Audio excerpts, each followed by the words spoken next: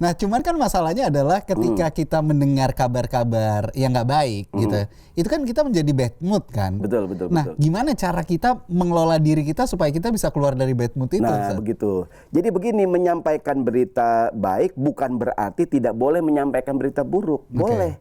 Tapi ada caranya. Gimana kita? Karena gini, berita baik memberikan pengaruh yang baik. Berita buruk memberikan pengaruh yang buruk. Maka tadi ajarannya pertama sampaikan berita baik, nanti kalaupun menyampaikan berita buruk ada kode etiknya. Jadi sampaikan berita baik. Bahkan kalau dalam hadis tuh Nabi ngajarin sallallahu alaihi wasallam.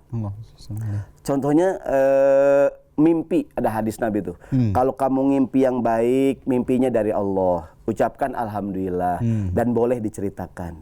Dalam Riyadhus Shalihin tuh, ya kan? Idza ra'a ahadukum ru'yan yuhibbuha fa innaha minallahi ta'ala. Kalau ngimpinya baik dari Allah, ucapkan alhamdulillah dan ceritakan pada orang lain. Dan kata Nabi, kalau mimpinya mimpi yang jelek, kata Nabi, mimpi jelek dari setan. Gitu ya. Antum jangan tersinggung ya. Mimpinya dari setan. Enggak, antum makanya pas itu langsung kaget gitu. Enggak, kemarin soalnya baru mimpi gitu kan. Kalau mimpi yang buruk datangnya dari setan dan ucapkan auzubillahi minasyaitonirrajim.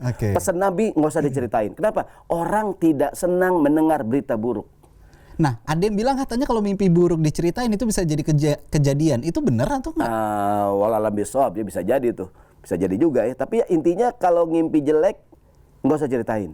Contoh ini nih, suami mau berangkat kerja, dia mau naik pesawat mau keluar negeri, ya udah megang tiket nih, lagi sarapan di rumahnya sama istrinya bubur ayam, minumnya nih Panda, ya enggak? Ya kan? Halus, keren, tepuk tangan dulu dong. Dia jualannya jago. Dia sarapan, ya enggak, bubur ayam, kan bubur ayam cocoknya sama cincau.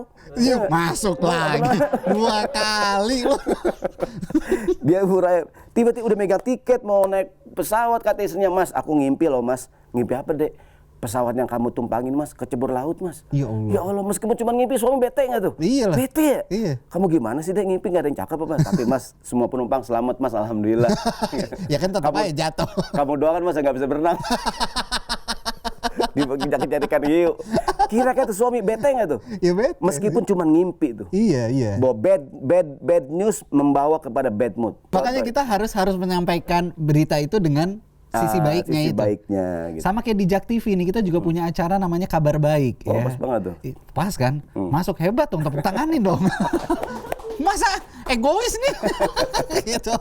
Berita baik namanya. Itu berita baik ya di Jak TV, Kabar Baik namanya. Kabar Baik. Jangan lupa untuk ditonton juga. Jadi kabar-kabar segala sesuatu yang baik itu ditayangkan di Jak TV. Semoga jadi contoh buat TV yang lain. Amin. Jadi memang pastinya sunnahnya menyampaikan berita baik. Nah, adab menyampaikan berita baik itu seperti apa sih? Nah, begini. Tadi kan saya bilang bukannya nggak boleh menyampaikan berita buruk ya, tapi ada adabnya. Ya kan, di Quran tuh surat An-Nur Allah berfirman, Bismillahirrahmanirrahim, innalladzina yuhibbuna an tasyi'al fahisyah fil ladzina amanu lahum adzabun alimun fid dunya wal akhirah. Orang-orang yang senang menyebarkan berita buruk, berita kotor di kalangan orang yang beriman.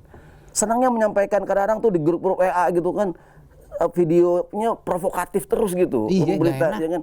Orang yang senang menyampaikan berita buruk, kata Quran, mendapatkan hukuman keras di dunia dan di akhirat. Bukan berarti kita ABS asal bapak senang kan. Berita buruk disampaikan juga ada adabnya. Contoh nih, ada sahabat Nabi namanya Abu Tolhah. Dia dapat tugas dari Nabi pergi keluar kota. Tapi anaknya sakit. Tapi karena udah tugas, dengan berat hati dia pergi, meninggalkan anaknya sakit, istrinya yang merawat. Singkat cerita, ketika dia pergi anaknya meninggal dunia. Begitu dia pulang ke rumah, ya kan, istrinya nggak langsung mengabarkan. Gimana kabar anak kita, kata suaminya. Kata istrinya, anak kita lebih baik dari kemarin, sudah nggak sakit lagi. Bener nggak? Bener kan? Iya. Ya udah nggak sakit lagi. Ya udah suaminya pikir anaknya ya udah nggak sakit lagi kan, sehat. Padahal kan anaknya meninggal, tapi istrinya tidak ingin mengejutkan suaminya. Anak kita udah nggak sakit lagi. Suaminya mandi segala macam, makan, mohon maaf ya, berhubungan badan segala macam. Baru udah istrinya bilang, Bang, kalau orang nitipin barang, yang punya barang mau ngambil gimana? Ya kasih lah. Ya nggak? Orang nitipin barang sama kita nih. Orang nitipin cap pada cincau. Ya kan nama saya nih. Iya kan, walaupun saya berat hati sih ngasih ke dia kan, iya karena enak nih. Halus. Ini orang nitipin barang sama saya nih. Yang punya barang mau ngambil, kasih nggak?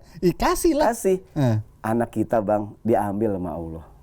Anak kan titipan. Walaupun sedih tapi kan dia udah nggak ngagetin. Kan kadang ada istri ngagetin. Kita baru buat buka pintu pulang, bang, gas habis bang. Caelah, lu apaan cerita ya nggak? Gue baru buat nyampe, ya tapi iya antar dulu dong. Itu masalahnya lakinya tukang gas. Suruh beliin Gue minum lagi. dulu kayak apa dulu kayak ya nggak? Nih istri mohon maaf nih ibu-ibu ya, kalau suaminya pulang ya nggak?